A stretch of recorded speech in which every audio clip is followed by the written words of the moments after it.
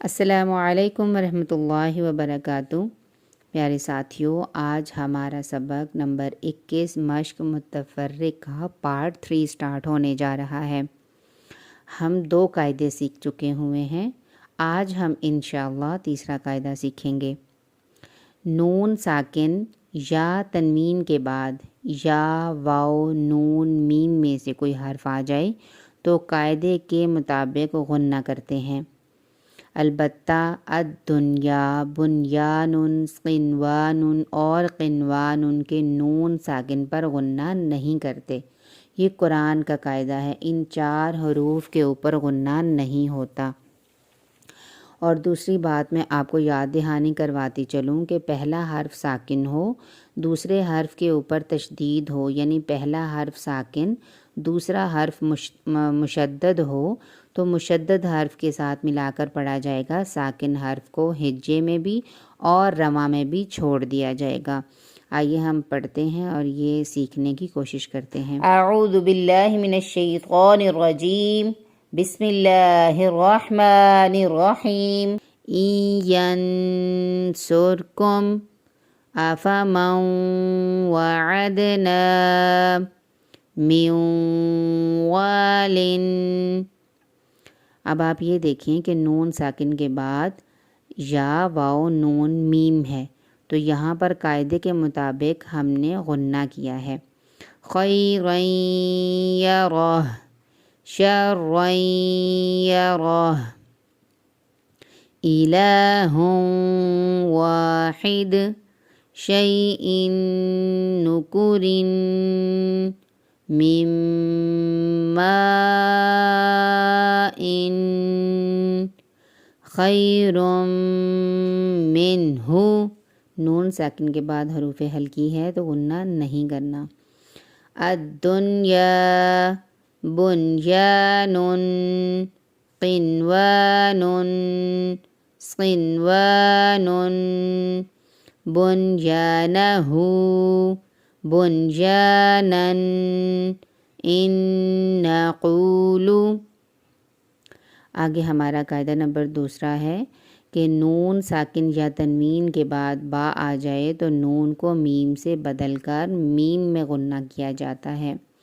جیسے کہ ہم قرآن میں عموماً دیکھتے ہیں کہ اکثر جگہ پر چھوٹی سی میم آتی ہے۔ نون ساکن یا تنوین کے بعد با آ جائے تب وہاں پر ایک چھوٹی سی میم پیدا ہو جاتی ہے جو کہ غنہ کرواتی ہے۔ اب ہم اس نون کے ساتھ نہیں ملائیں گے، ہم اس چھوٹی سی میم کے ساتھ ملائیں گے، کیونکہ نون ساکن کے بعد با آ گیا ہے تو یہاں پر اقلاب ہو رہا ہے، یعنی کہ اقلاب کا مطلب ہے بدلنا، نون کو ہم نے میم سے بدل دیا ہے۔ آئیے ہم نون کو میم کے ساتھ بدل کے پڑھتے ہیں۔ انبئونی۔ اب یہاں پر آپ یہ دیکھیں کہ نون ساکن کے بعد با ہے جس کے بدلے میں یہاں پر چھوٹی سی میم پیدا ہو گئی ہے۔ اب ہم حمزہ کو نون کے ساتھ جوائن نہیں کریں گے، میم کے ساتھ ملا کے پڑھیں گے۔ آگے بھی دیکھیں، من بعدی، من بین الصلب، بذنبہم، من بخل، امدا بعیدا، کرام بررہ، سمیع بصیر، علیم بذات الصدور۔ اگلا ہم قاعدہ انشاءاللہ پڑھتے ہیں۔ امالہ والی را کو قطرے اور سویرے کی را کی طرح پڑھا جاتا ہے۔ یہاں سکتہ ہو، جہاں پر بھی سکتہ آ جائے تو وہاں پر آواز کو تھوڑی دیر کے لیے روک لیتے ہیں لیکن سانس نہیں توڑتے۔ ہم عموماً دیکھتے ہیں اکثر جگہ پر قرآن میں سکتہ سین کاف تا ہے تا سکتہ لکھا آتا ہے۔ سکتہ کا مطلب ہے تھوڑی دیر رک جانا لیکن سانس نہیں توڑنا۔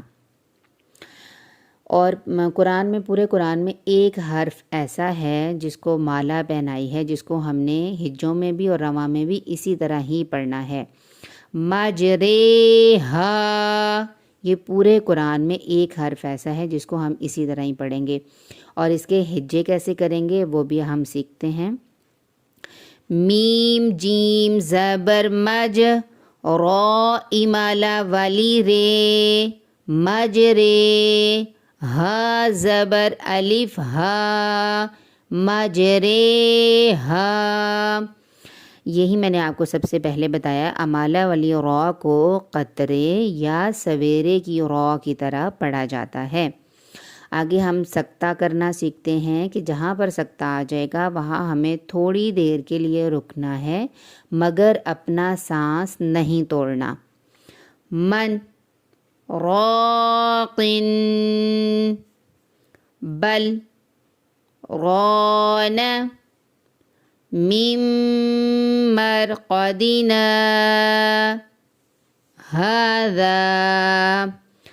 آپ نے دیکھا جہاں جہاں سکتہ آ رہا تھا وہاں پر میں تھوڑی دیر کے لیے رکی مگر سانس نہیں توڑا۔ انشاءاللہ آج کے لیسن میں ہم نے 3 قواعد کو سیکھا ہے جس کو ہم قرآن کے اوپر اپلائی کر کے سیکھنا اور سمجھنا اور پڑھنا سیکھیں گے اور پریکٹس کریں گے۔ اس کے ساتھ ہی اجازت چاہوں گی۔ السلام علیکم ورحمۃ اللہ وبرکاتہ۔